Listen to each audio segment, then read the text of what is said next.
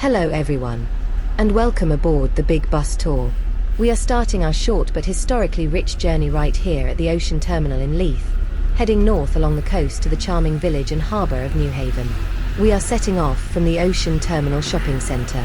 While the terminal itself is modern, the history here is immense. This entire area was once part of the Royal Docks, the heart of Leith's shipbuilding and trading operations for centuries. Right next to us is the most famous ship in Britain, the Royal Yacht Britannia. This ship served the British royal family for 44 years, travelling over 1 million nautical miles and visiting 600 ports in 135 countries. She was decommissioned in 1997 and brought here to Leith, where she has become one of Scotland's top tourist attractions.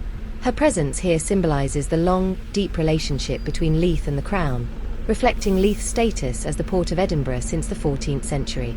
The dockyards here were responsible for building and maintaining countless vessels that shaped the British Empire. As we make the turn and look around, you can really see the contrast between Old Leith and New Leith.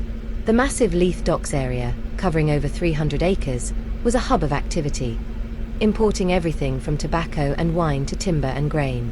However, with the decline of traditional shipbuilding in the late 20th century, the docks became less active. The modern apartments and office buildings you see now are part of a huge waterfront regeneration project that started in the 1990s. Many were built on reclaimed land or over former industrial sites, transforming Leith into a major residential and commercial hub. The challenge for developers was to honour the area's maritime heritage while embracing a new future. We are now following the historic route that links Leith and Newhaven. This road would have been crucial for transporting goods and people between the two distinct harbours. Keep an eye out for any remaining stone warehouses or former industrial buildings along this stretch. Though many are gone, a few survive, identifiable by their thick stone walls and narrow windows, built to withstand the rigours of the dockside environment and store valuable cargo. Historically, this area was protected by the Leith Citadel, a major fortification built by the English forces during the rough wooing period in the 16th century and later refortified by Cromwell's army. While the structure is long gone, its defensive position underlines the strategic importance of this harbour area throughout Scottish history. Newhaven was established in the 15th century by King James IV as a royal dockyard, intended to build ships for the Scottish Navy, most famously the great warship Michael. Unlike Leith, which became the commercial trading port, Newhaven retained a strong identity as a specialised fishing village. For centuries, it was known for its close-knit community of fishwives and fishermen, who had their own distinct traditions, dress, and dialect. Look to the right at Pier Place and the streets running off it. You can still see some of the characteristic 19th century fisher cottages, known for their unique outside staircases and crow-stepped gables. The village has a conservation status, preserving the character of this unique maritime settlement.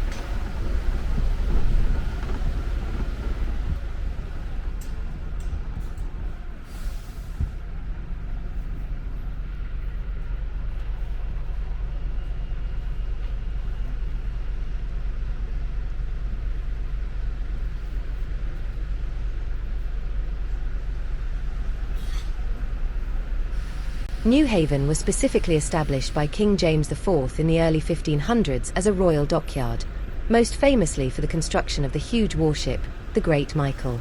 After the early naval ambitions faded, Newhaven became famous for its close-knit community of fishermen and fishwives, who maintained their own distinct traditions, dress, and dialect for centuries. As we pull away, notice the unique 19th-century fisher cottages. Look for the houses with the distinctive outside staircases and crow-stepped gables. This is a protected conservation area. We are now entering Craighall Road, which was historically known as the Cut or the New Cut. This is because the road was literally cut through a substantial slope, a relict cliff left over from the higher sea levels after the last ice age. The high retaining walls on both sides are a clear sign of this massive Victorian engineering effort, undertaken around 1831, to connect the coast more directly to the city centre. Look at the large, handsome Victorian villas built high up on this road, such as the grand houses once built for shipbuilding magnates, including one for Henry Robb, whose shipyard was nearby in Leith. These homes symbolise the wealth generated by the thriving docks below. We are now travelling along Ferry Road, one of the major thoroughfares of northern Edinburgh. Its name tells you exactly what it was: the road that historically connected the city to the major ferry crossings on the Firth of Forth, particularly at Leith and Queensferry. Ferry Road is a key example of how Edinburgh's industrial and institutional suburbs developed. As we pass along, look for large, often imposing buildings. This area has historically been home to major sites like the former Northern General Hospital and various schools. To our south, you might catch glimpses of large, green playing fields. This area is home to playing grounds for some of Edinburgh's historic independent schools, like Fettes College and Stuart's Melville College, highlighting that this part of the city quickly became a wealthy, prestigious residential area. The presence of these large, open spaces protects the character of the neighbourhood. We have turned onto Waterloo Place, and the character of the neighbourhood changes again. This area, known simply as Waterloo, has a name rooted in Scottish Gaelic. Inpeer Light, meaning mouth of Leith, referring to its position near the river. Inverleith is one of Edinburgh's most affluent suburbs, characterised by beautifully preserved handsome Georgian and Victorian villas with large gardens.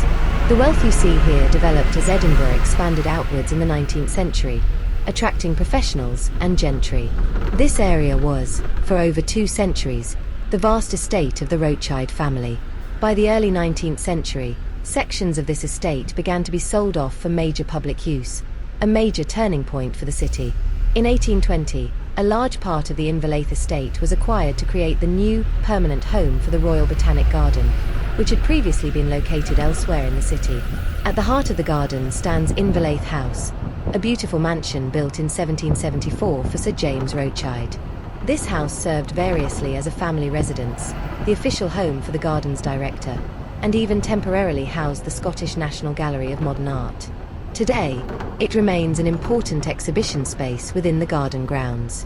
The RBGE itself is one of the world's leading scientific institutions for plant research and conservation. The Arboretum area, where we stop, contains a vast collection of trees, showing how this formerly private estate was transformed into a vital resource for science, conservation, and public enjoyment.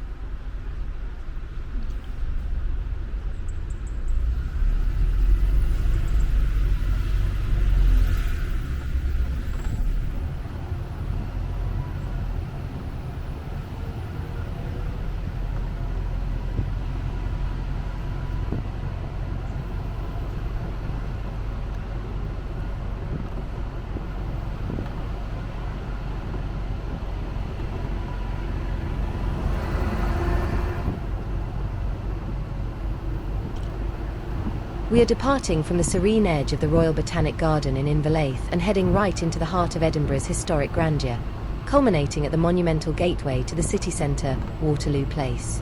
This 3.3-mile journey will take us through the stunning, planned elegance of the Georgian New Town, a UNESCO World Heritage Site. As we move away from the Arboretum, we are passing through what's known as the Second New Town, an extension built in the early 19th century. This area has deep literary ties. Keep your eyes left as we pass Howard Place. The famous author Robert Louis Stevenson was born at number 8 in 1850. He spent his early childhood right here in this neighbourhood. Notice the solid, elegant terraces of Howard Place and Inverleith Row. This was the edge of the city, and the architects, like James Gillespie Graham, were extending the strict, beautiful symmetry of the new town grid northwards. We are now entering the original, breathtaking new town, conceived by architect James Craig in 1767. This area was designed to lure wealthy residents out of the crowded, cramped old town. Dundas Street. This long, straight street is named after Henry Dundas, 1st Viscount Melville, a hugely powerful Scottish politician. The grandeur of these buildings reflects the immense wealth generated during Scotland's Enlightenment and Industrial Age. The large Melville monument that towers over St Andrew Square, just to our right, is a lasting, if controversial, memorial to him. St Andrew Square. As we pass the square, you see a deviation from Craig's perfect plan. The colossal Palladian building on the east side is Dundas House. The influential Sir Lawrence Dundas bought up the intended church site and commissioned his own mansion in 1774, which now serves as the headquarters of the Royal Bank of Scotland, a clear sign that private wealth often dictated public planning. Our final stretch is a dramatic shift in scale as we approach Calton Hill. This extension, designed by William Henry Playfair in the 1820s, was meant to be the most spectacular part of the new town. York Place and literary heritage. We quickly cross York Place, a wealthy residential area where the famous portrait painter Sir Henry Raeburn had his studio. This whole area, particularly nearby Piccadilly Place, is where Sir Arthur Conan Doyle was born, another great literary connection. Regent Road and Whiskey Row. As we turn onto Regent Road, look up at the uniform, imposing terraces like Royal Terrace. Built between 1820 and 1830, this stretch is sometimes dubbed Whiskey Row because many of the wealthy residents were powerful Scottish spirit merchants who could literally watch their ships sailing up the Forth from their front windows. This area was named after King George IV's visit in 1822, a huge event that cemented the new town status. And we finish our tour right here on Waterloo Place, a majestic street that acts as the formal entrance to the city centre. A triumphal entrance. Built between 1815 and 1819, Waterloo Place was designed by Archibald Elliott to be a magnificent, neoclassical processional route. It was named to celebrate the British victory over Napoleon at the Battle of Waterloo in 1815. You can see the ambition in the monumental stone viaduct and the strict symmetry of the classical buildings that line the street. The first Grand Hotel, right next to our stop, is the original Waterloo Hotel, Tavern and Coffee House. Built as part of this grand scheme, it was the city's first large, purpose-built hotel and hosted historical figures like Charles Dickens. It was even the site of a celebration marking the abolition of slavery in 1834. You now stand at the nexus of old and new Edinburgh. Thank you for joining the Big Bus Tour through history and architecture.